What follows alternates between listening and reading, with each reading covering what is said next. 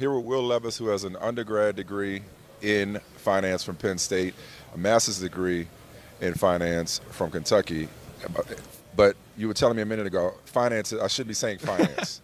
Yeah, I mean, my first intro to finance class at Penn State, Dr. Woolver's my professor, who I still know and talk to a lot, started it with saying that only poor people call it finance. Okay. You know, so I switch back and forth, but try to keep it to finance as much. Okay. But you know what? Okay, let me ask you this.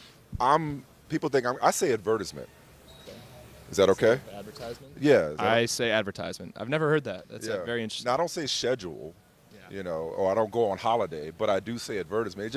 Advertisement rolls off the tongue for me. Huh. I mean, I'm not mad about it. Okay. Yeah, now, you've become very familiar with advertisements. Mm-hmm. Yes. You've become quite the pitch man at Kentucky. You have your finance degrees. I guess what I'm getting at is you are so professional in many ways. It feels like you've gotten a lot of preparation for being the face of a franchise, professional quarterback, all that comes with it. Is that fair? Yeah. I mean, I'd like to think I'm just a good kind of handler of life, you know.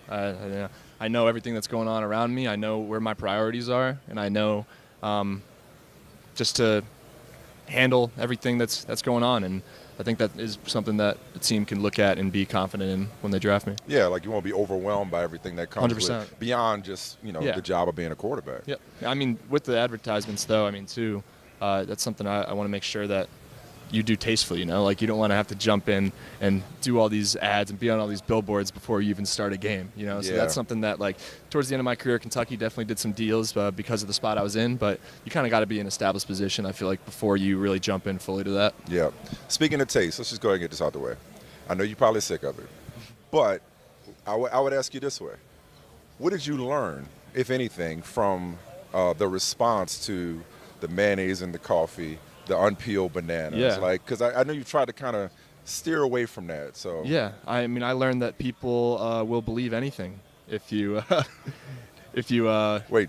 Yeah, I don't actually do that stuff, man. I mean, really? it might hurt to hear that, but I mean, no, it doesn't. It's a relief. Yeah, actually, to hear. I'm happy to hear that. No, it's more so just me kind of messing around, being goofy, trying to get a laugh out of people, which obviously it worked. Yeah, it did. But it's so funny how I'm gonna have to live with that for the rest of my life. So wait, okay, so what was it then? It was just I mean, the coffee thing was just me and my girl were at breakfast. We got our black coffees and no cream, no sugar on the table, just a bottle of mayo. And my girlfriend makes the remark, "No, you should put it in your coffee." And I was like, "Oh, that'd be funny." So did that.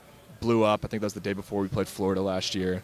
So maybe got a lot of traction because of that. But it's not a thing for you. Not a thing at all. I've only done it a few times when, like, in situations like this where I've been forced to. But the banana, kind of just similar thing too. No one likes to eat the brown spot in the banana. Took it one step further by finding a completely ripe banana and just going for it, which that actually wasn't bad. It just kind of like banana bread, you know? Yeah. So. But what does it say? What does it say? How does it speak to your personality, just in general? Yeah, no, I mean, social media, I mean, I'm just kind of interested by it. It's not really a big part of my life, but I think it's a way to connect with fans and to show that you're more than just a football player, you know? So, I mean, I take opportunities from time to time just to kind of show my sense of humor and to just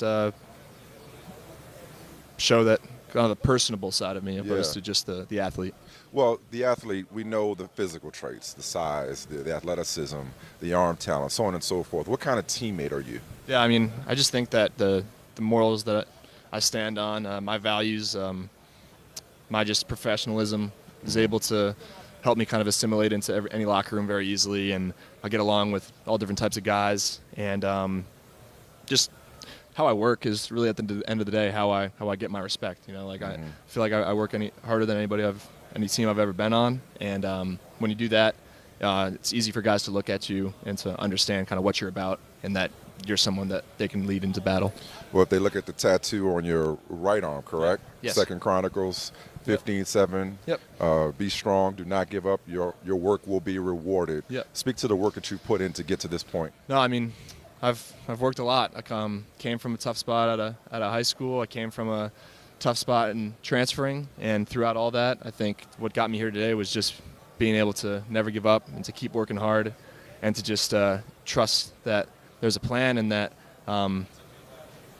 you know, some people might call it lucky, but what's the saying? I mean, seems funny how the lucky people end up being the people who work the hardest, So, yeah. I mean, just something I've always stood on, and that's definitely been the main reason what's gotten me to this point.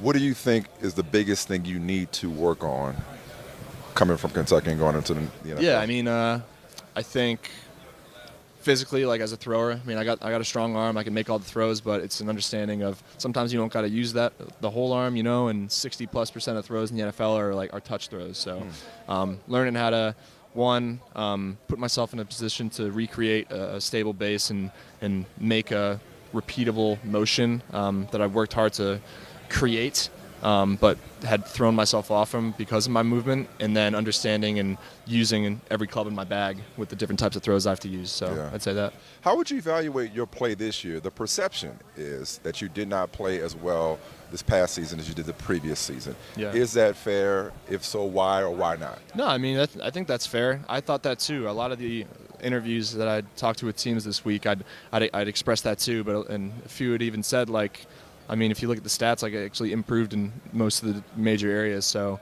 maybe I'm a little too hard on myself, but I definitely know deep down that I could have played better.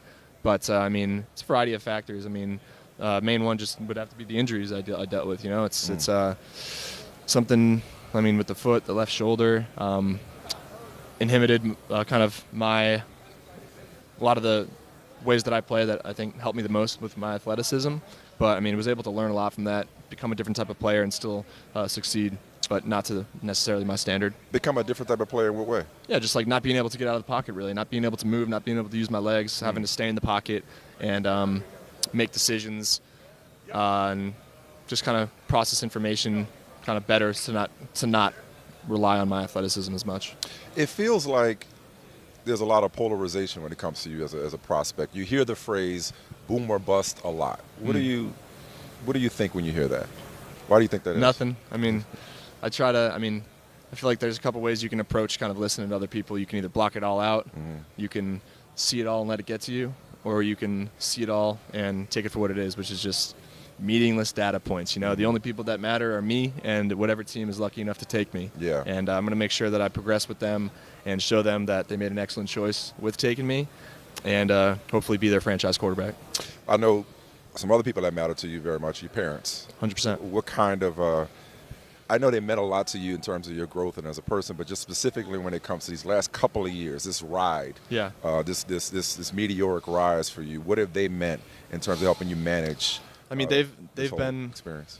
They've been my rock. They've been able to just bring me back to base and stay neutral throughout it all, and not get too high, not get too low. Anytime we had a tough game or I'm not feeling so great, they're the go-to to kind of calm me down and to get me back to understanding what it takes to get to that next level and how I need to keep my focus. And on the other side, if things are going really, really well, they're easy to kind of bring me back to reality and understand that still got to keep working hard if I want to get to where I'm going. How would you describe the last couple of years?